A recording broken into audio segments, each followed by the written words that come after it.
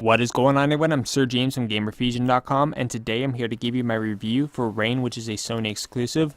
Now, Rain is a story of an invisible world revealed by falling rain and the lost spirits who come to life when the clouds roll in. This unique game casts you as a little boy who finds himself lost. On your journey, you end up finding this mysterious little girl who's also in the same situation as you, as both you and the little girl journey to this door to light on the other side.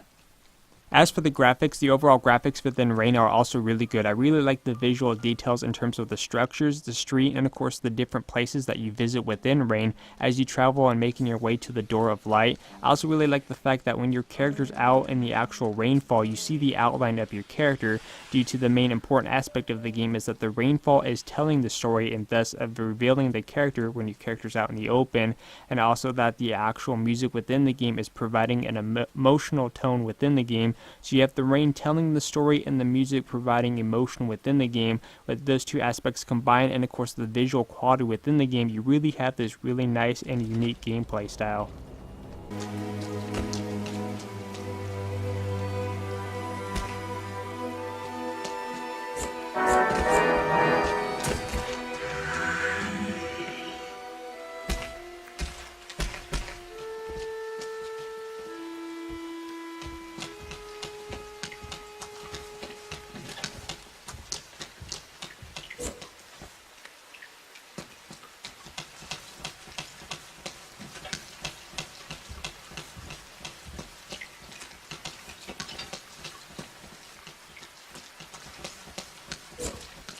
As for the gameplay is extremely easy. In the game, you're going to go through a total of 8 different chapters going from point A to point B. Along your journey to the Door of Light, you're going to be avoiding these creatures of darkness and of course doing some light puzzle solving.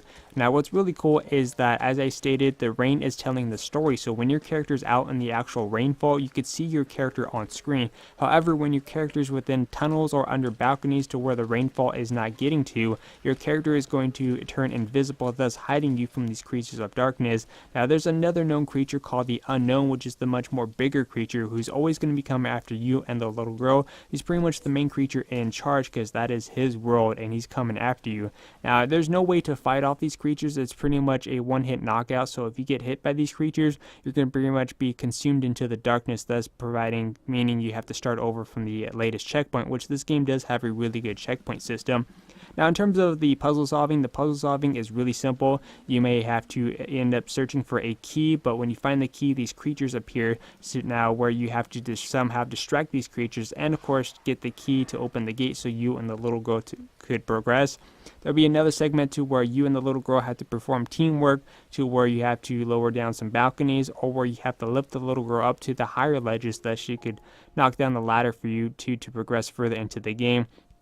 But the gameplay is really easy to understand. Once you play it the first time, you could easily go back and play it again and know exactly what to do throughout the game. But the puzzle solving is extremely easy, nothing too difficult. This game is not really difficult at all. You may die, once or twice during your first playthrough, but once you complete the game your first time around, it's easy to come back and replay the game without dying a single time. But the overall gameplay is really good. Like I said, the rain is telling the story, so the gameplay is really light altogether.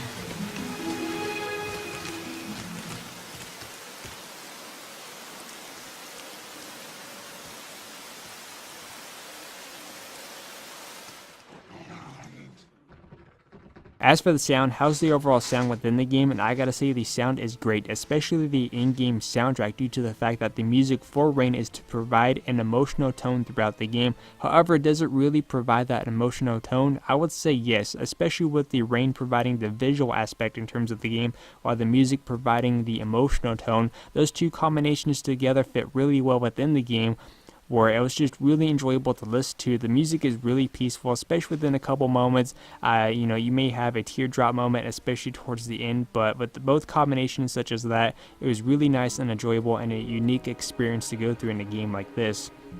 And of course, other sounds that you may hear within the game is the sounds of the creatures, and of course just regular interacting with objects, and of course the sound of falling rain from start to finish within the game was really nice to listen to. I really like the details in terms of the raindrops, because it really felt like if I were standing outside while it's pouring down rain, that's how good the rain sounded within the game. But the overall main soundtrack within the game is the main highlight, and it was really enjoyable. And as for the lifespan, what kind of lifespan do we see in a game like Rain? Now, Rain doesn't have that big of a lifespan, because after you beat the game once, you do have at least one good reason to go back and replay it again. Because after you beat the game once, you have these memory pieces which unlock, which are pretty much collectibles within the game, and there's a total of 24 to collect throughout the 8 different chapters within the game. So you do have at least one good reason to replay it again, but this is not the type of game with a lot of replay value. This is one of those unique, different games where I would say maybe you're just, in the mood to play something unique, something different, get away from your first-person shooters or third-person action adventures, or whatever the case may be. This is one of those unique games to come and play, just like how Journey was, which is also a Sony exclusive as well. But in terms of the lifespan, it's really not that big up there. It just has a small lifespan. At least you do have 2 reasons to play the game. Your first time playing it, and of course the second time to come and get the collectibles within the game, which the game is extremely easy and won't take you that long in terms of getting all the collectibles all together.